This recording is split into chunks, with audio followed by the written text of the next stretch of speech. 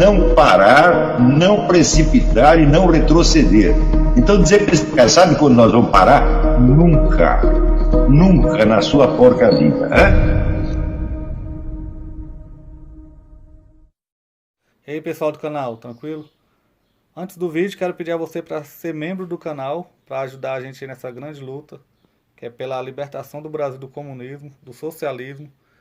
Então é isso aí, se inscreva, compartilhe, comente, ajude o nosso canal. Quem puder ajudar financeiramente, os links estão aí na descrição do vídeo. Quem quiser seguir a gente nas redes sociais, também estão todos aí na descrição.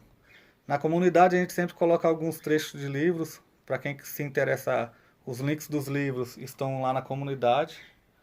E todos os livros do professor Olavo de Carvalho praticamente estão lá nos links. Então é isso aí. Vamos fortalecer. Muito obrigado a todos. Fiquem com o vídeo.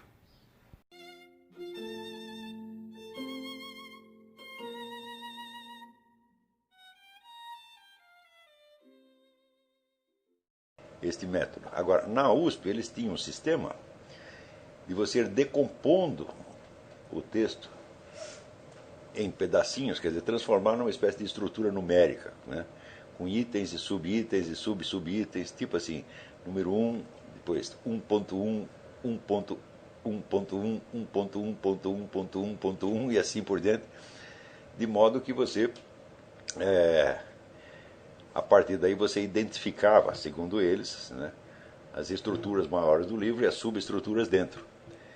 Mas acontece que quem disse que o simples fato de você numerar os pedaços indica que você realmente captou a estrutura? Você pode fazer a numeração e ela não corresponder de maneira alguma à estrutura do livro. Quer dizer, isso aí são penas de amor perdidas, né? Você só vai gastar um tempo enorme, né, escrevendo coisas que já estão escritas no livro.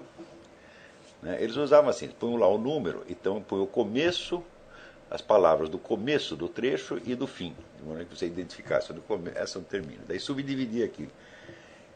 Eu sinceramente, eu não sei aonde isso pode levar. Isso, às vezes, talvez possa ajudar no caso de certos textos, mas, como regra geral, não funciona de maneira alguma. Eu vou dizer o que é importante quando você lê o texto. O importante é você guardá-lo na memória. O máximo possível. Eu não me lembro de, na minha vida inteira, ter lido uma única linha que eu não pretendesse guardar na memória. A não ser, vamos dizer, notícias de jornal, essas coisas, onde você guarda somente a informação e daí você nem lembra mais de onde tirou. Tá certo? Mas, quando se trata de um livro clássico, eu digo, para que você vai ler se você não pretende guardá-lo na memória, se você pretende esquecer na semana seguinte? Né? Eu me lembro que quando eu era jovem, eu dividi um apartamento com um sujeito chamado Macedo, e o Macedo lia o dia inteiro, né? Um livro atrás do outro. Lia. Um dia, de repente, ele interrompeu a leitura, olhou para mim e disse, diga uma coisa, você entende o que você lê? Então, isso para mim foi uma experiência traumática. Eu jamais li tantos livros quanto aquele meu amigo, né? Mas eu só li com a firme disposição de entender tudo e de guardar na memória, pelo menos aquilo que fosse realmente importante para outras leituras, para outros estudos que eu fizesse depois. Ou seja, o estudo tem um sentido construtivo e acumulativo, onde você tem que ser capaz de relacionar coisas que você está lendo agora com outras que você leu 30 anos atrás. De maneira que tudo aquilo você cria como uma biblioteca interior. E se você for fazer este fichamento, com esse tipo de fichamento com cada livro, você nunca vai terminar. Entendeu? Quer dizer, você vai ter que dedicar tanto tempo a cada livro que no fim da sua vida, quando você estiver chegando ao 100º livro, está na hora de morrer. Outra coisa, esta decomposição do livro nas suas partes não corresponde necessariamente à estrutura do pensamento que está ali exposto. Principalmente num caso como os diálogos de Platão, onde tudo é alusivo, simbólico, analógico, e onde raríssimas coisas estão ditas em sentido direto. Isto é muito importante. Os diálogos de Platão são peças de teatro. Elas podem ser representadas no palco. Você coloca lá um sujeito representa Sócrates, outro representa Alcibíades, outro representa Protágoras e assim por diante. Né? E quer dizer, a força literária do texto não permite que você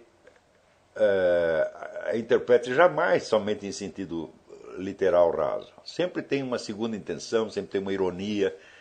Né? Por exemplo, a República inteira é uma ironia. Quando nós lemos a República mais tarde, vocês vão reparar isso aí. Quer dizer, nada ali está dito de modo sério. Não, nós temos que fazer um regime assim, assim, assim. Agora, ao longo dos tempos, quantas pessoas não leram aquele livro como se fosse uma proposta política, como se fosse um projeto de um regime utópico? Até o século XX, Sir Karl Popper leu exatamente assim. Quer dizer, então é como dizer, é um sujeito que não tem senso de humor, é um sujeito que leva as coisas demasiado a sério e se leva demasiado a sério, quando o próprio Platão não estava se levando a sério. Né?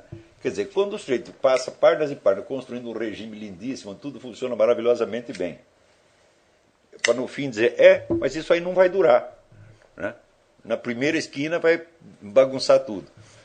Então, é claro que ele não está levando aquilo a sério, e é claro que ele não pretende fazer aquilo. Né? Então, se aquilo não é um projeto de regime utópico, o que é?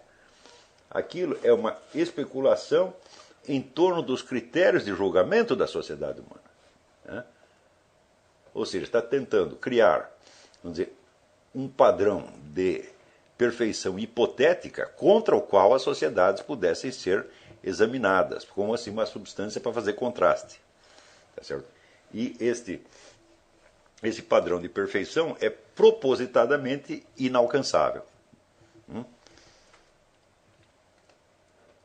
Agora, partindo desta ideia, vamos dizer, da perfeição inalcançável, e sem interferir na leitura que vocês vão fazer da Apologia de Sócrates e do Fédon,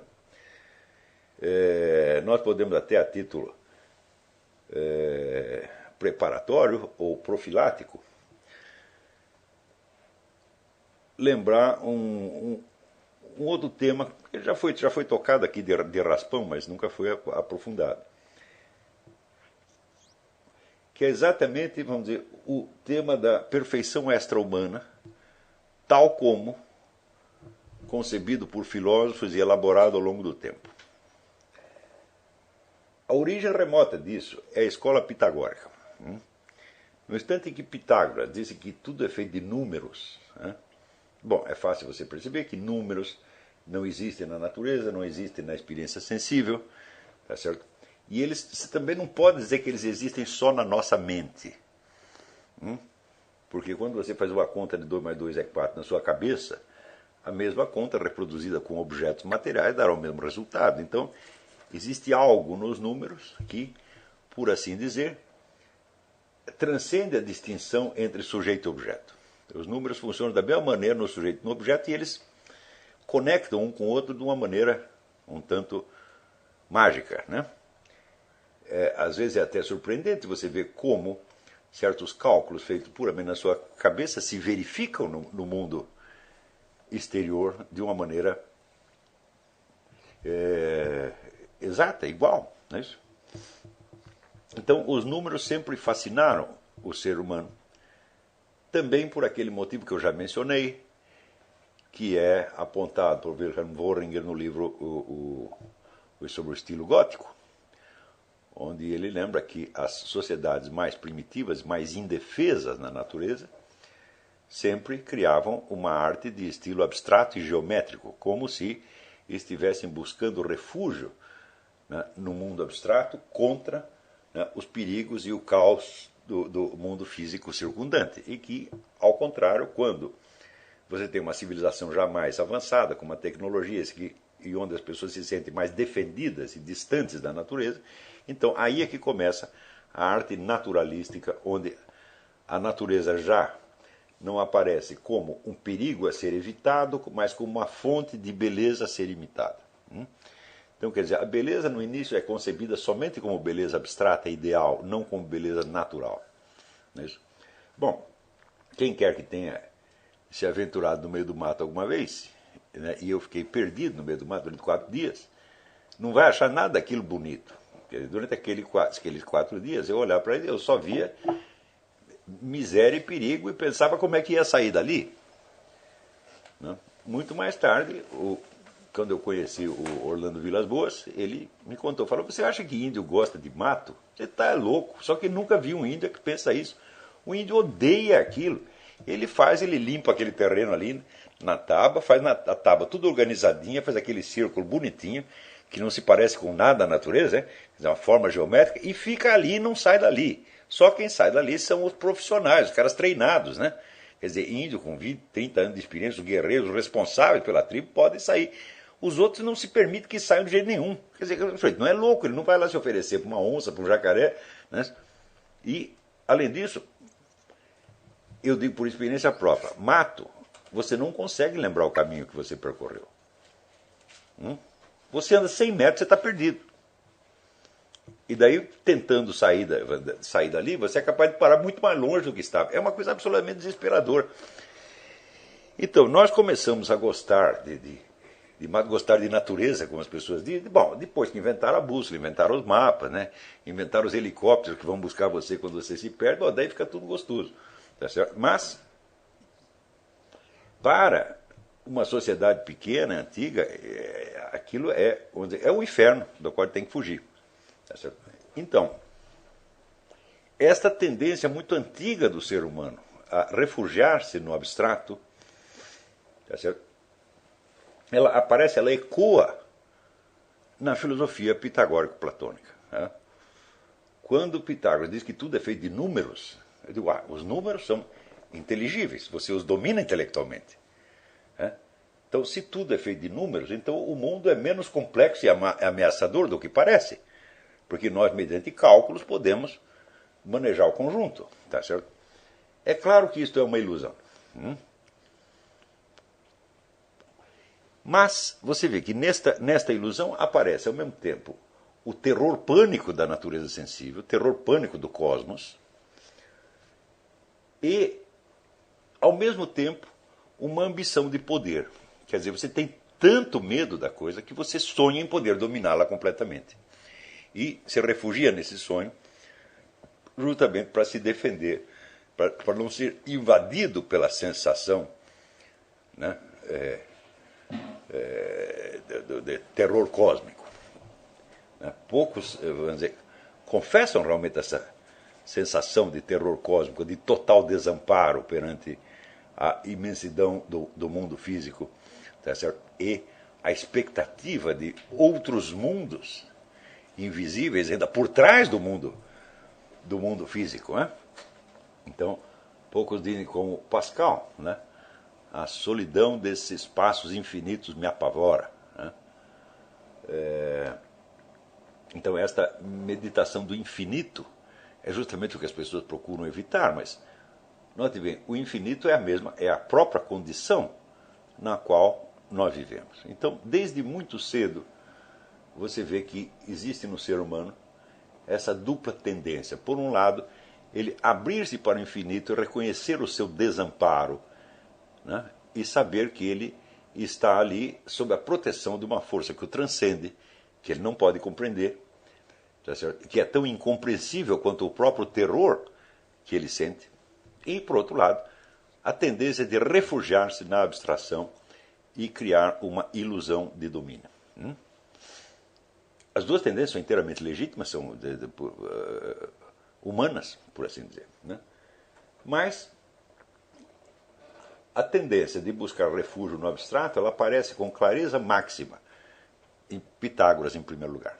Talvez tenha aparecido em algum outro, mas eu acho que não com essa clareza. Então, se tudo é feito de números, então significa o seguinte, o mundo que nos rodeia, ele é apenas um tecido de ilusões. E por trás existe uma realidade matemática que nós podemos conhecer, compreender e controlar. Portanto, não fiquem com medo. Né? No fundo, está tudo sob controle nosso, desde que nós tenhamos em nossa mão o segredo dos números. Então, o segredo dos números foi cultuado a tal ponto, né, que o sujeito que descobriu, conta-se, eu não sei se é verdade, mas é uma história antiga, que o sujeito que descobriu os números irracionais foi executado pela escola pitagórica, porque ele bagunçou a ordem tão maravilhosa que eles acreditavam ter encontrado. Porque se existem números racionais, então o mistério, o terror do infinito do qual você estava tentando escapar através dos números acaba se reproduzindo dentro do próprio universo dos números. Quer dizer, os números tornam-se uma zona tão indefinida, tá certo? E tão incontrolável quanto o próprio universo físico. Então, isso deve ter sido considerado de fato uma grossa sacanagem, o sujeito, né, fazer isso. Ele, de certo modo, era um traidor, ele era um agente do caos externo dentro do mundo maravilhoso da ordem numérica. Então, desde o início, quando se descobre essa perspectiva, né, de dominar a realidade externa através do segredo dos números, este segredo se torna matriz de símbolos e rituais iniciáticos. Desde milênios atrás. Não existe uma só escola iniciática no mundo onde não haja um simbolismo numérico.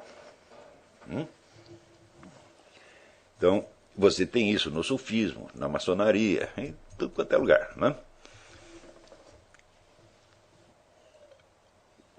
Ora, acontece que quando você participa desses ritos, você está recebendo o impacto daquele simbolismo, mas o simbolismo, como sempre, ele vem de maneira compactada. Quer dizer, ele é uma linguagem simbólica. E o símbolo, ele necessariamente ele tem múltiplos significados. Desses significados, alguns podem ser verdadeiros, outros podem ser falsos, mas você nunca sabe de antemão. Quer dizer, um único símbolo ele tem várias camadas de significado que estão todas espremidas ali dentro dele. Ou seja, longe de te elucidar alguma coisa, o simbolismo coloca você numa espécie de movimento ou de ânsia para elucidar o significado. Então, possuir o conhecimento simbólico não é propriamente possuir um conhecimento, é possuir um problema. Aqueles que têm acesso a esses ritos podem ter a impressão de que eles adquiriram um conhecimento superior. Mas esse conhecimento veio tão compactado, tá certo? E tão mesclado quanto a própria experiência sensível. Ou seja, a experiência sensível, a experiência do universo real onde nós estamos, ela não vem toda arrumadinha, tá certo? Não vem com os seus significados e com as suas intenções explícitas, mas vem tudo numa imensa confusão compacta, tá certo? Tão densa que pode ser representada inclusive como trevas. Treva considerada não como ausência, mas como excesso, como multiplicidade compactada. Então, por outro lado, como dizia Susan K. Langer, o símbolo é uma matriz de intelecções. Quer dizer, dado o símbolo, você pode tirar milhares de intelecções dali. É uma espécie de hormônio intelectual. Note bem, o hormônio intelectual, ele não te dá a satisfação, ele só te dá o desejo. Assim como qualquer hormônio, não é? O hormônio te dá um impulso e não os meios de realizar esse impulso. Tá certo? Isso quer dizer que desde que esta coisa dos números, simbolismo numérico, começou milênios atrás. E aí, pessoal, estamos mandando aí caneca para todo o Brasil.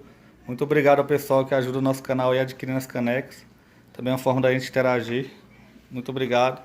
Também valeu aí pelas dicas, pelos comentários aí positivos ao nosso canal. Muito obrigado mesmo. Isso aqui é uma forma da gente manter o canal no ar. Tranquilo? Tamo junto aí, galera. Forte abraço, muito obrigado a todos. Quem quiser é só encomendar, essa daqui já vai para São Paulo, Rio de Janeiro. Todo o Brasil a gente manda. Valeu, tamo junto. O que a direita não aprende comigo, a esquerda pelo menos tenta aprender.